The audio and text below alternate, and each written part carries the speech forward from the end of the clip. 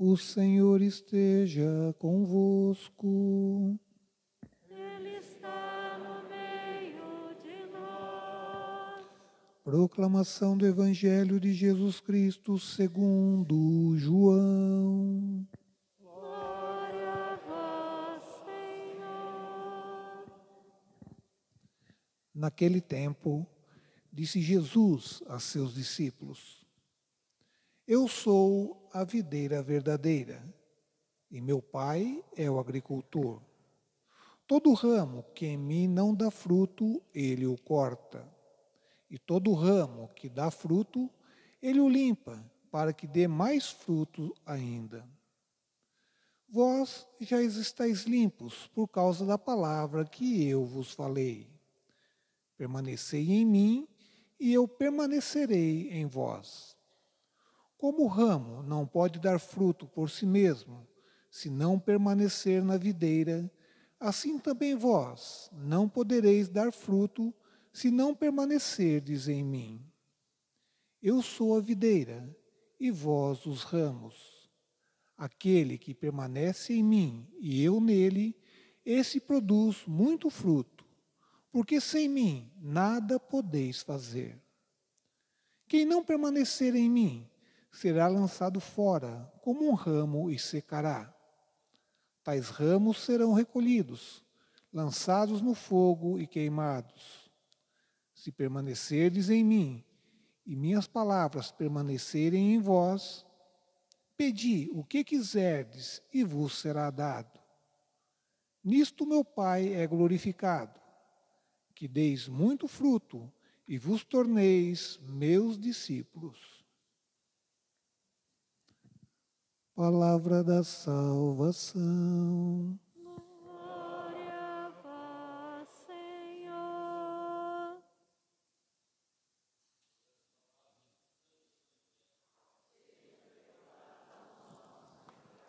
A nós descei divina, a nós descei divina luz, em nossas almas acendei o amor de Jesus, o amor de Jesus.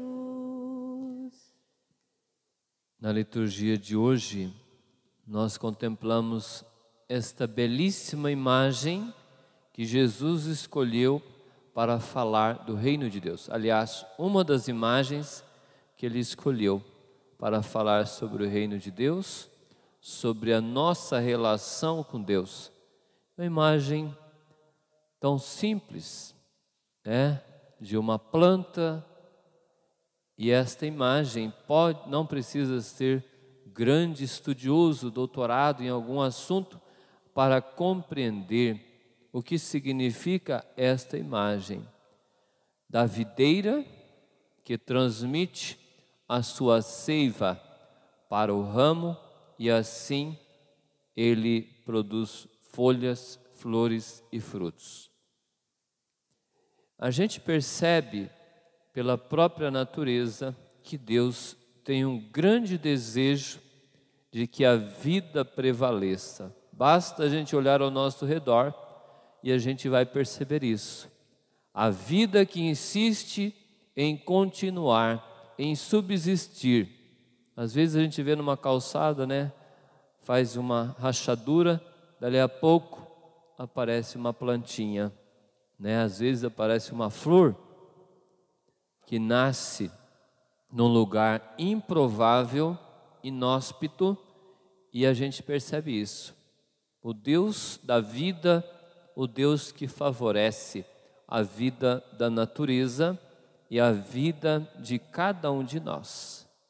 Mas é claro que para que a nossa vida atinja a plenitude e nós sejamos verdadeiramente felizes, nós precisamos tomar alguns cuidados, ter algum esforço, da mesma forma que uma planta abandonada à sua sorte produz frutos diferentes de uma planta bem cuidada, assim é a nossa vida espiritual. Vejam, de modo especial, a videira. É uma planta que não basta regar, colocar adubo, tirar as pragas e as ervas daninhas, mas ela precisa também ser podada. E a gente sabe que tem um tempo certo para essa planta ser podada. Se você poda a planta fora de época, as consequências são muito ruins para a sua produtividade. Nós também precisamos perceber isso. Nós somos como essa planta, que precisa de cuidados, mas que precisa de podas também. Senão a gente não consegue produzir os frutos necessários.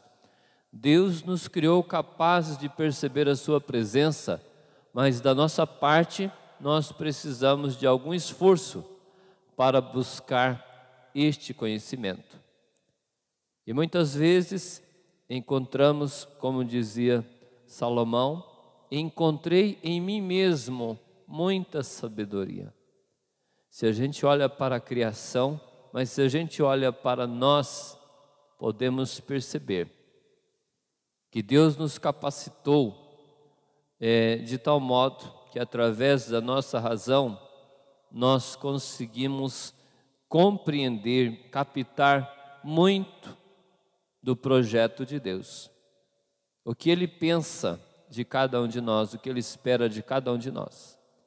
E à medida que nós vamos reservando um tempo para este conhecimento de Deus, nós também vamos nos tornando pessoas mais profundas na nossa existência.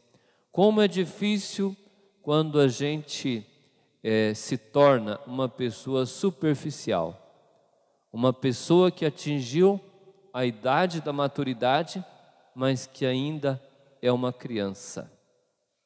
Na sua responsabilidade, nas suas atitudes, mas como é bonito quando uma pessoa atinge a maturidade. Ela torna-se uma grande bênção, Um homem que se casa e atinge a maturidade de ser um pai, de ser um esposo, a esposa do mesmo modo, e a gente percebe que quando nós atingimos a maturidade, nós criamos uma harmonia ao nosso redor. Porque nós somos como aquele tijolo que está na parede, mas que ele sustenta aquela parede. Agora, quando nós não cuidamos e não atingimos a maturidade, é como aquele tijolo que não aguenta o peso e ele se quebra e aí ele fragiliza toda aquela construção. Nós precisamos fazer esse esforço para estarmos unidos a Deus como o ramo está unido à videira, mas também o esforço para vivermos em unidade com os nossos irmãos. A gente percebe o quanto uma família se torna frágil quando ela se desune, quanto uma comunidade se torna frágil quando ela se divide, quanto um país se torna frágil quando ele se divide. A gente vê, por exemplo, a Ucrânia, que é um dos países que tem uma das terras mais férteis do planeta, dos maiores produtores de trigo do mundo, e tem gente passando fome. Por quê? Por causa da desunião, por causa da guerra. E assim a gente vê quantos povos que são divididos por interesses externos, para que aquele povo não cresça, para que aquele povo não se desenvolva, para que aquele povo não produza os frutos. E aqui na primeira leitura de hoje temos um belíssimo testemunho. O que os apóstolos fizeram para que a igreja não se dividisse próximo do ano 50 da era cristã. Começaram a anunciar o evangelho, os judeus muitos acolheram, mas também muitos pagãos aderiram ao evangelho e eles não tinham as mesmas tradições, os mesmos costumes, e aí começaram a surgir as divisões. É preciso fazer as abluções, purificar as mãos como os judeus fazem, serem circuncidados, não comer carne de porco e um monte de coisa. E aí surgiu essa divisão. Paulo, que tinha uma mente mais aberta, com Barnabé, achavam que não precisava de tudo aquilo, mas havia grupos mais ligados à tradição judaica que pensavam que deviam fazer tudo aquilo. E o que eles fizeram? Viajaram quase 1000 quilômetros para conversar, para entrar em concílio, se reconciliar e chegar no acordo. E aquilo foi importantíssimo para a igreja. Depois escreveram uma carta que foi lida nas comunidades. E a partir dali, a igreja expandiu-se imensamente para outras partes do Império Romano. Então vejam a importância de estarmos em comunhão com Deus para também estarmos em comunhão com os irmãos. Porque nós precisamos buscar a verdade, mas não a nossa verdade.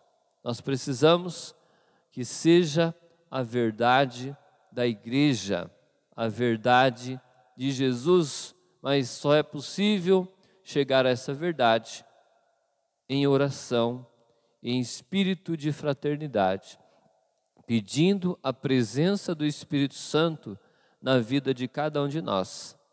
Então vamos aprender do Evangelho de hoje e vamos aprender também do testemunho dos primeiros cristãos. Unidos verdadeiramente a Jesus, nós também tendemos a unir-nos aos nossos irmãos. E é isso que nos faz superar as nossas diferenças. Não precisamos ter um pensamento igual, e nem seria bom isso, que todo mundo pensasse exatamente igual. Mas a gente precisa também de buscar a presença de Deus para termos bom senso.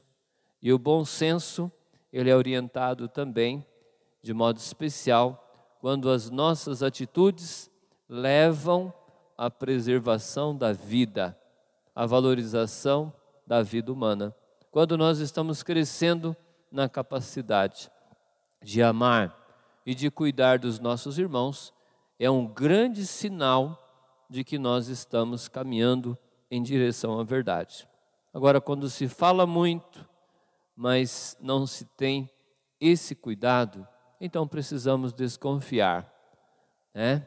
Precisamos usar isso como um critério para o discernimento, né? Os primeiros cristãos tiveram algumas dificuldades em relação à caridade, não estavam cuidando bem das viúvas de origem grega, e ali surgiu o ministério dos diáconos. Vejam que eles resolveram o conflito criando este ministério, que foi algo muito importante que existe até hoje no cuidado das pessoas que mais precisam.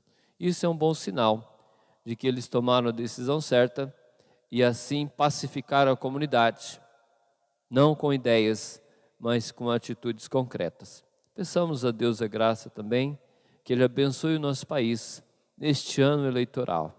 São muitas ideias diferentes e é importante que elas existam.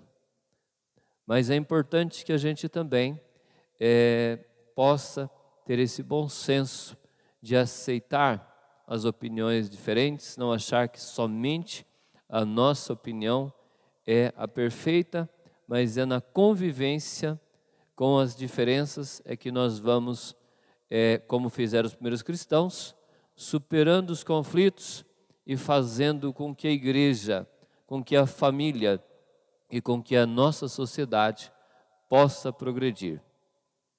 Que Deus possa nos inspirar também, que Ele possa nos conduzir na superação das nossas diferenças em favor do bem comum. Amém.